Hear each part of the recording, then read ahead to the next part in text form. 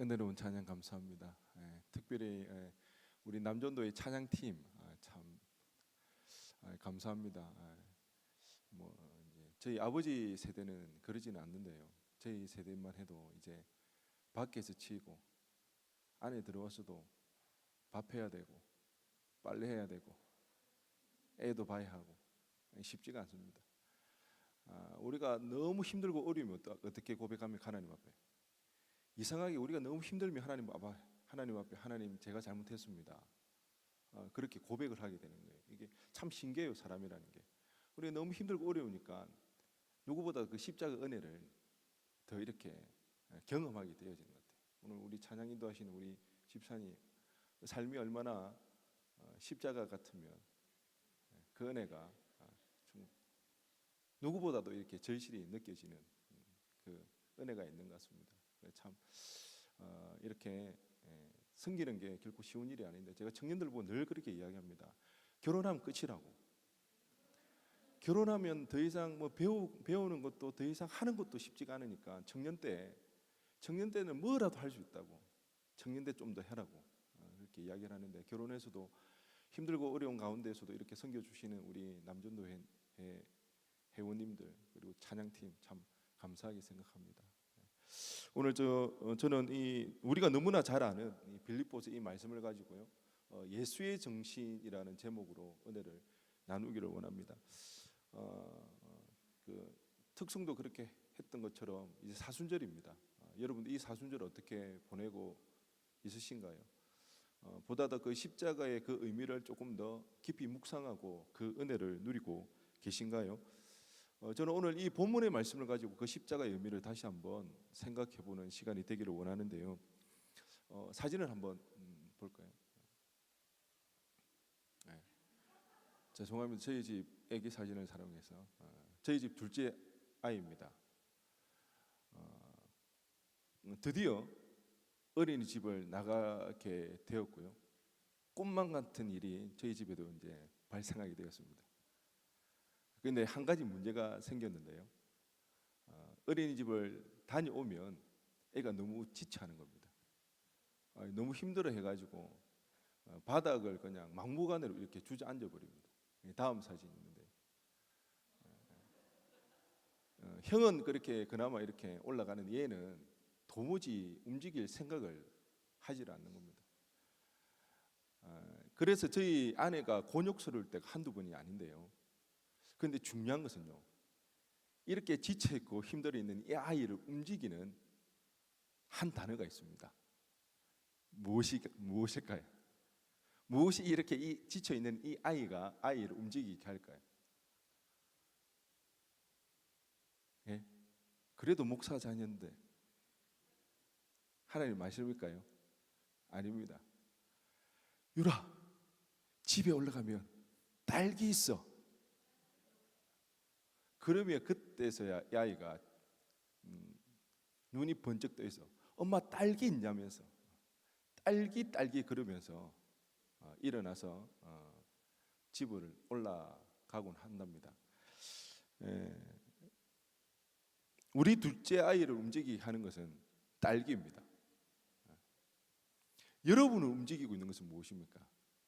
우리는 반드시 우리의 마음을 움직이고 우리를 행동하게 하게끔 하는 무언가가 있다는 거예요. 그것이 무엇이냐에 따라서 우리의 정체성이 결정되어집니다.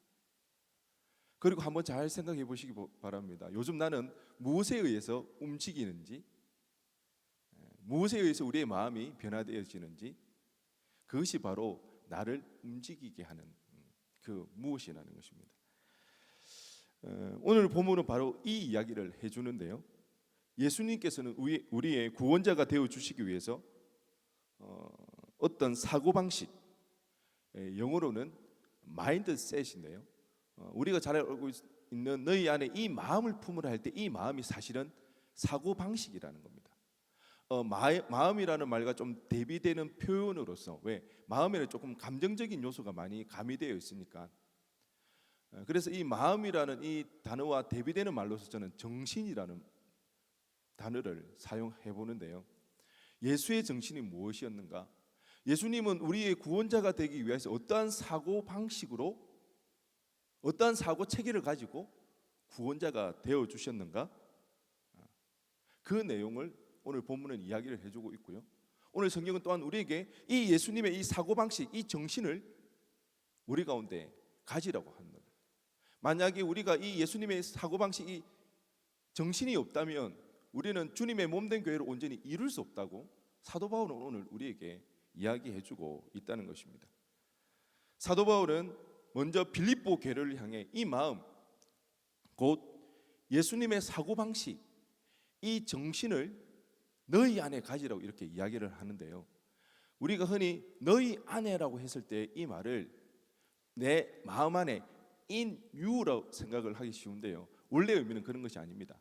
in you가 아니라 among you입니다. 나와 너, 우리 관계 속에서 이 사고방식, 이 정신이 깃들어 있어야 한다는 것입니다. 다시 말해 우리의 공동체, 우리의 관계는 무엇이 상식으로 통하는지, 무엇을 통해서 움직이는지, 우리의 공동체를 움직이는 그 정신과 그 상식은, 그 사고체계는 무엇인지 우리는 한번 살펴보기를 원한다는 것입니다. 그래서 저는 오늘 이 시간 예수의 그 정신과 세상이 지금 말하고 있는 세상의 사고방식과 대비되어서 세 가지로 살펴보기를 원합니다. 첫째는요, 한번 따라해 보시기 바랍니다. 성공 추구 사회에서의 예수 정신.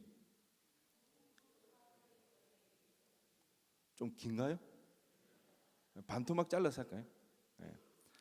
성공 추구 사회에서의 예수 정신. 다시 해보겠습니다. 시작. 정신 바짝 차리고 들으셔야 됩니다. 말씀은 이 세상은 성공을 추구하는 사회라는 것입니다. 우리 사회 가운데 한때 유행했던 말 중에 1만 시간의 법칙이라는 말이 있었는데요. 이 말은 책 제목에서 유래했는데요. 우리가 하는 그 일에 있어서 프로가 되기 위해서 특출한 능력을 길러내기 위해서는 1만 시간의 시간을 투자를 하면 가능하다는 것입니다. 세계적인 유명인 운동선수 그리고 경영인이 되기 위해서는 우리가 하는 일에 1만 시간이라는 시간을 투자를 하고 노력하면 가능하다고 이야기를 했습니다. 그런데 가만히 생각해 보면 우리나라는요, OECD 국가 중에 일주일에 일을 하는 제일 많이 하는 나라로서의 2위입니다. 일주일에 노동하는 시간이 굉장히 많습니다.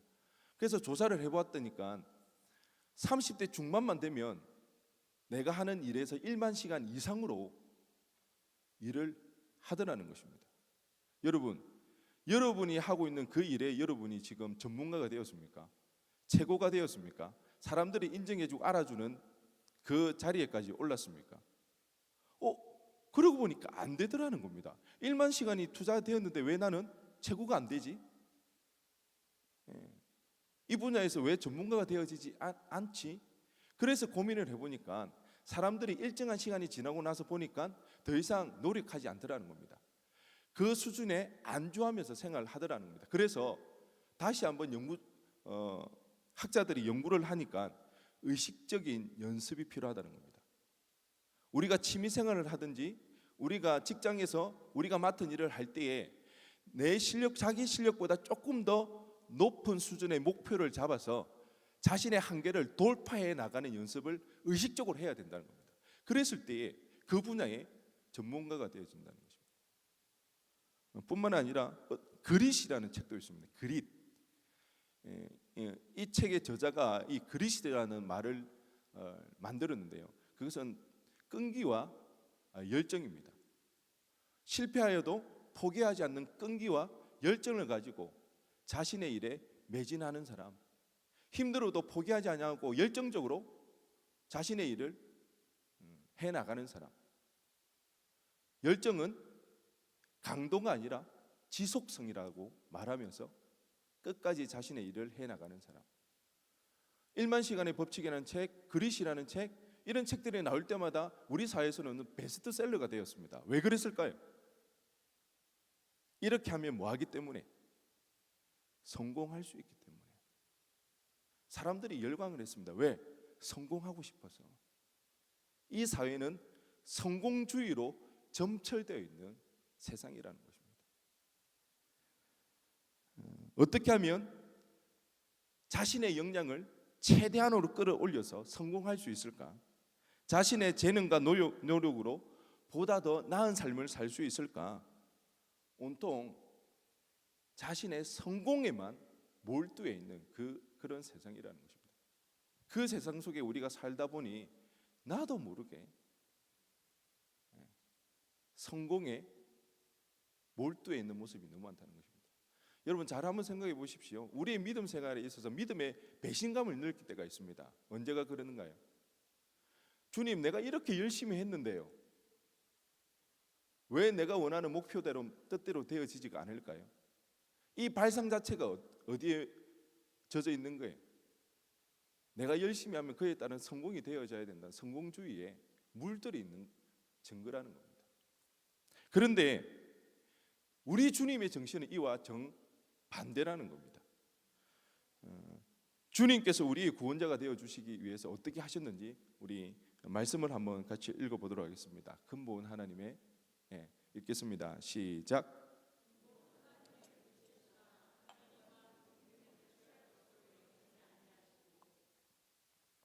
네, 여기서 예수님은 본체 하나님과 동등하시다는 겁니다.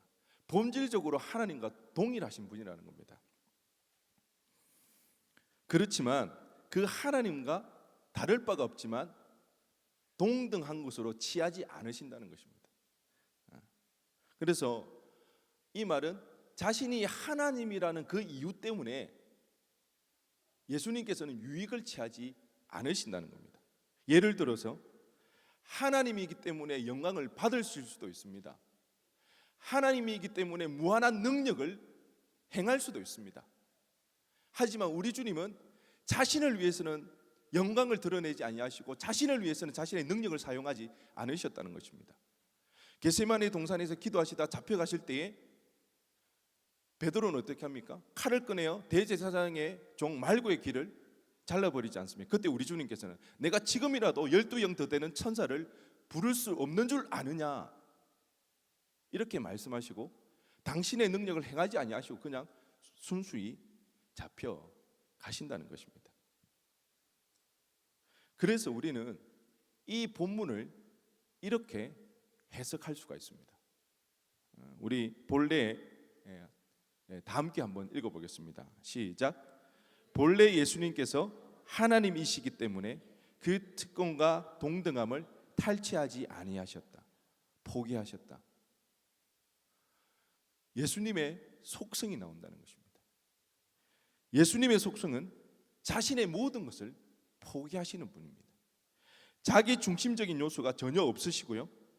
그래서 성경은 하나님은 사랑이시라고 그렇게 말씀하고 있다는 것입니다.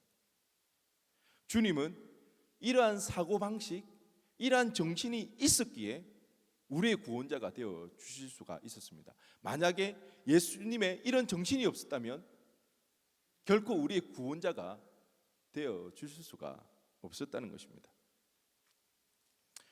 우리는 얼마나 하나님 나라를 위해서 서로를 위해 자신의 능력과 열심으로 헌신하고 있는지 한번 생각해 보시기 바랍니다. 얼마나 서로를 위해 자신을 포기하는지. 그래서 모든 일에 자기 중심적인 그 요소를 내려놓고 상대방을 위해서, 지체를 위해서, 공동체를 위해서 섬기고 있는지. 이 사순절 기간에 그 주님의 구원자 되시기 위해서 십자가 지셨던 그 십자가를 다시 한번 깊이 묵상하면서 우리의 자신을, 우리의 모습을 되돌아 보았으면 좋겠습니다. 성공 추구 사회에서 우리는 예수의 정신으로 승리할 수 있기를 간절히 바랍니다. 두 번째로는요, 행복 추구 사회에서의 예수 정신입니다.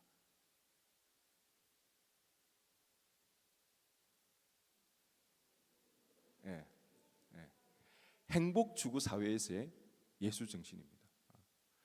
잠시 이 시간 우리 영상을 한번 보도록 하겠습니다.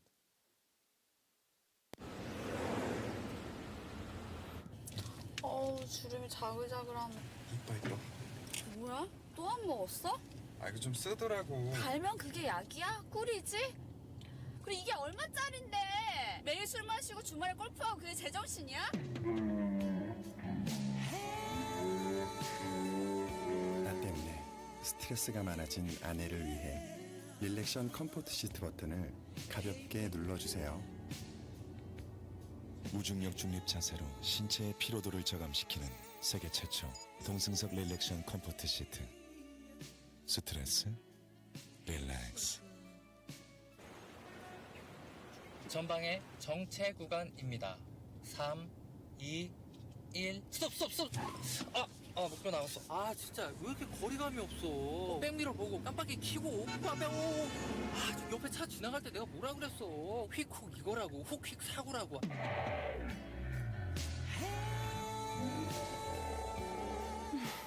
나를 이렇게 아껴주는 우리 남편을 위해 릴렉션 컴포트 시트 버튼을 가볍게 눌러주세요.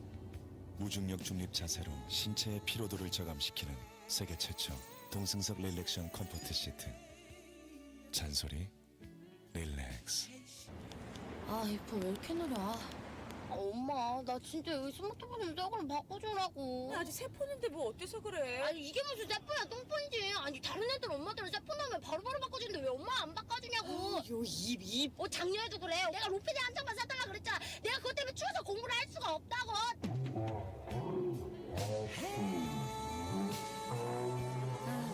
아가 때나 지금이나 한결같은 우리 딸을 위해 릴렉션 컴포트 시트 버튼을 가볍게 눌러주세요. 무중력 중립 자세로 신체의 피로도를 저감시키는 세계 최초 동승석 릴렉션 컴포트 시트. 투정 릴렉스. 너 성적표 나왔다던데 왜 안 보여줘? 릴렉스.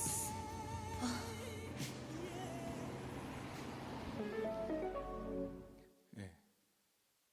제가 차를 팔러 온 건 아니고요. 예.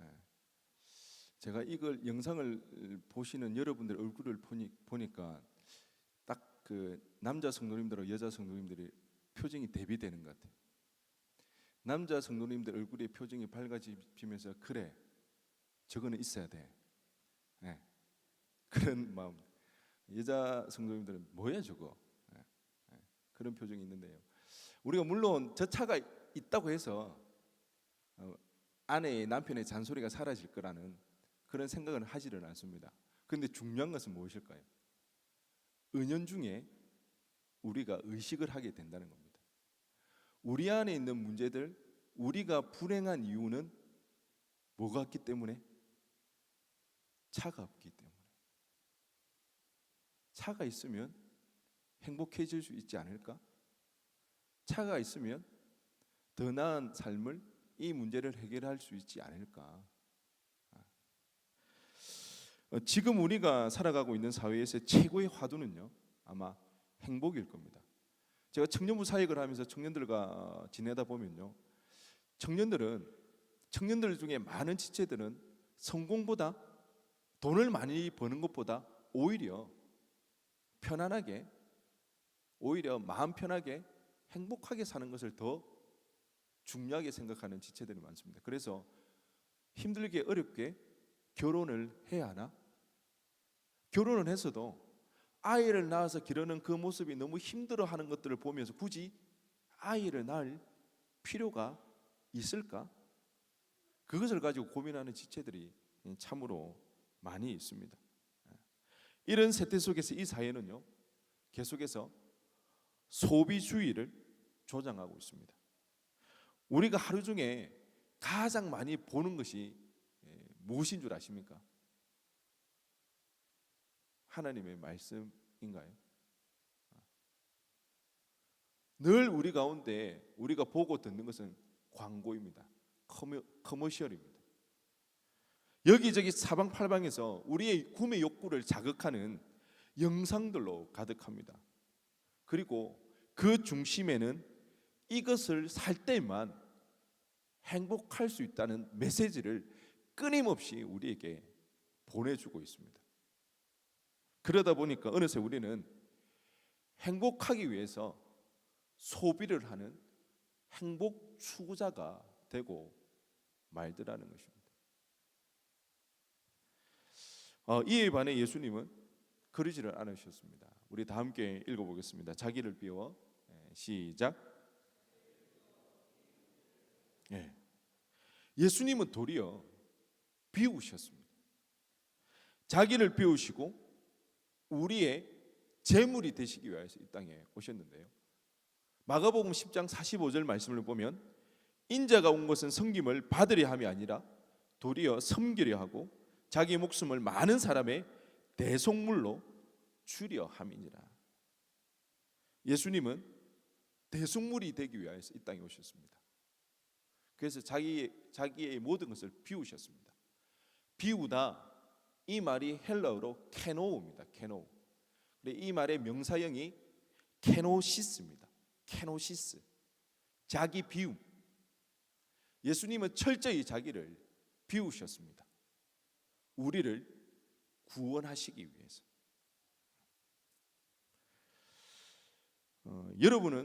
우리는 얼마나 자기를 비우고 있습니까?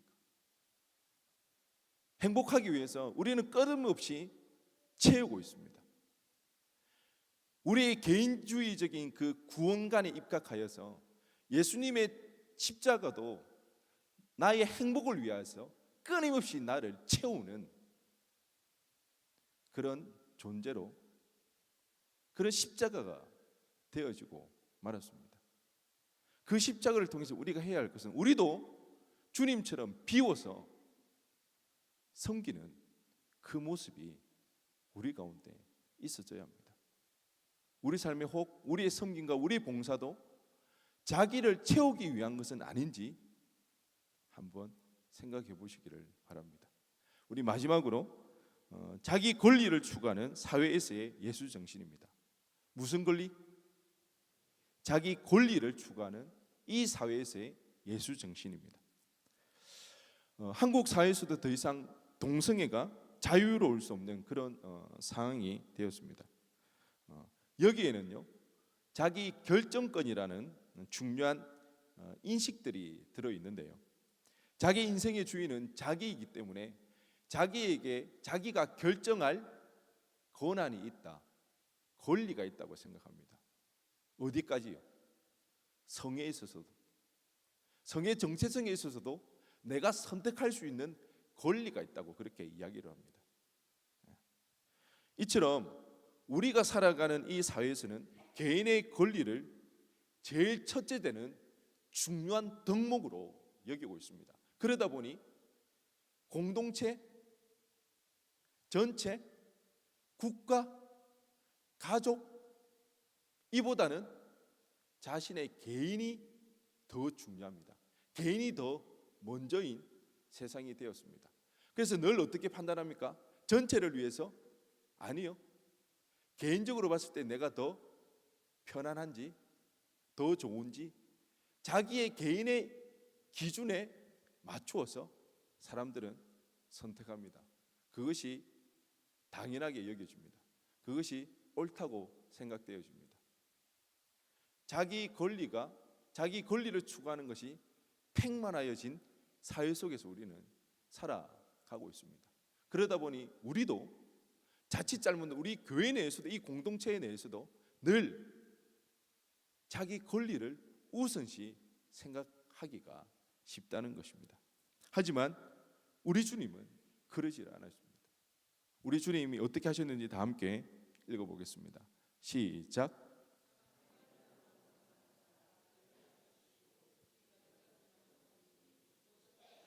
네. 우리 주님께서 우리의 구원자 되시기 위하여서, 우리의 구원자 되어 주시기 위해서 십자가를 지실 수 있었던 것은 뭐라고 나와 있나요? 죽기까지 복종하셨다는 것입니다. 끝까지 하나님의 말씀을 순종하며 나가는, 자신의 뜻이 아니라, 자신의 생각이 아니라, 당신의 그 권리를 주장했던 것이 아니라 하나님의 말씀을 복종하며 나갔던 그 모습이 있었기에 십자가를 질 수가 있었고 우리가 구원을 받을 수가 있었습니다. 아담은 어땠습니까?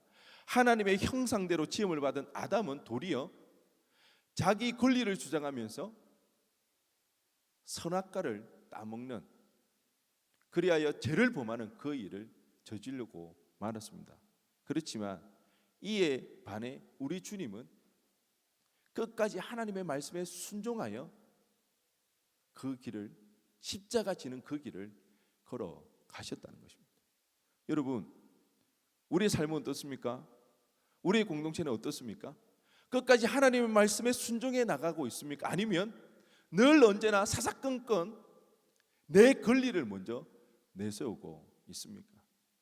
십자가 정신, 예수의 정신은요, 우리가 십자가로 인하여 구원을 받았고 그 은혜를 안다고 하는 사람은요, 우리의 삶 속에서 자기 권리를 포기하며 하나님의 말씀을 전적으로 순종하며 나가는 그 모습이 있는 자가 십자가의 은혜를 누리는 자입니다. 십자가를 경험한 자입니다.